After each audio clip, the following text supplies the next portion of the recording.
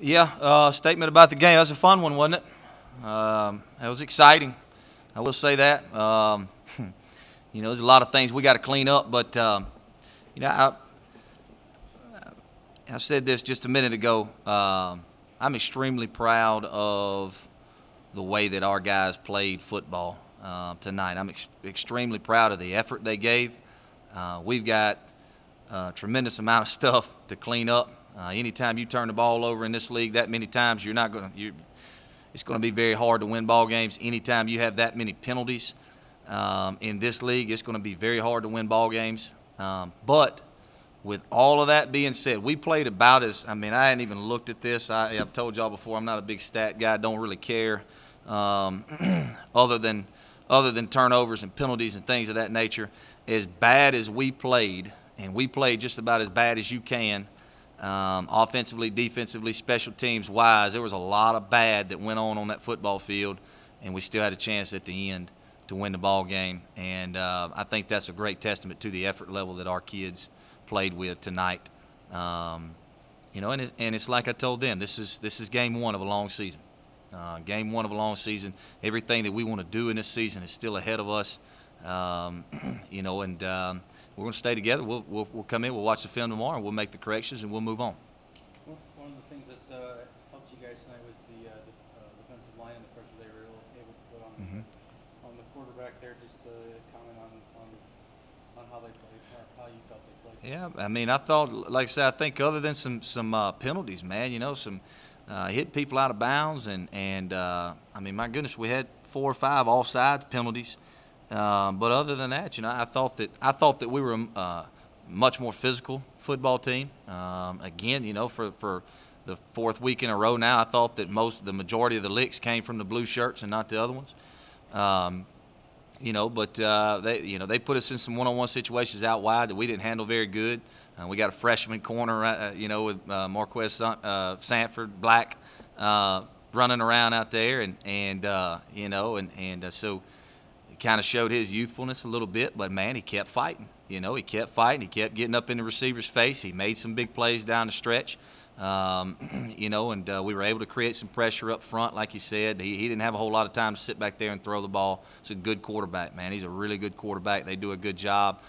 Just some of the things they do schematically, and like I said, just the effort's there. The execution a lot of times was not there, and then we just had some stupid penalties to boot. And when you do that, you're going to be behind the chains a bunch. You're going to be behind the game a bunch, and we'll learn from it. We'll move on. Well, what were some of the things that you and your defensive coordinator were able to see from the Tennessee Tech defense that allowed Katie to pass for almost 500 yards tonight? I don't know. I didn't know he passed for that much. It wasn't so much what their defense was doing as what we couldn't do. And I felt like because we had some turnovers and because we were playing behind the chains a bunch, I felt like we had to press it down the field a lot, and we just couldn't afford to run the ball twice and get no yardage. And so I was a little tentative in running the football.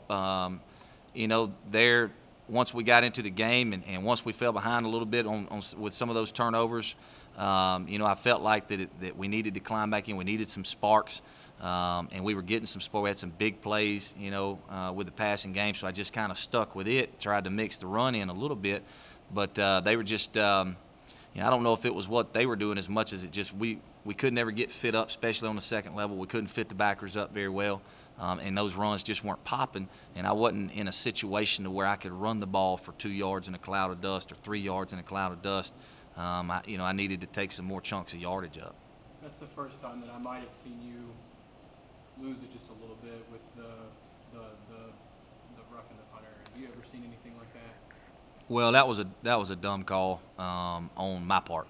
I put that kid in a situation. I put KJ in a situation where it's going to be very hard for him to be successful. The way that punter kicks the ball, I didn't think that we'd have a great shot because we didn't have very much time. I didn't think we'd have a great shot moving the ball 95 yards down the field because he's got a great chance to pin you back there. So I told Coach Cooper, I said, hey, go after it, go for the block. Let's tell them, though, stay off the punter.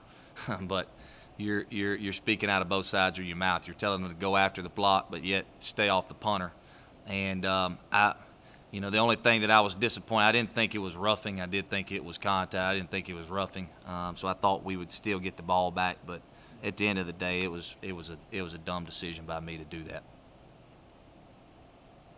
Any other questions? Elijah Daniel exploded. Unfortunately, it's overshadowed by some turnovers and some special teams issues and field goal kicking. Anything you can say about his night? Well, it's like I said, man, there's a lot of positives. I'm sure we'll go back and watch the tape, and it's good to see him, show up, and good to see him make some plays and getting involved and getting in the backfield, and I'm sure we're going to say that about a lot of kids. Just right now you don't see it because the sting still with you a little bit, but man, there was a lot of great effort out there. There's a lot of people who laid it out on the line. Those kids are hurting right now in that locker room. As are our coaches. But like I said, it's a 24-hour rule. You win, you celebrate it for 24 hours. You lose, you mope around for 24 hours, maybe a little bit less, and then you wake up in the morning and it's time to go.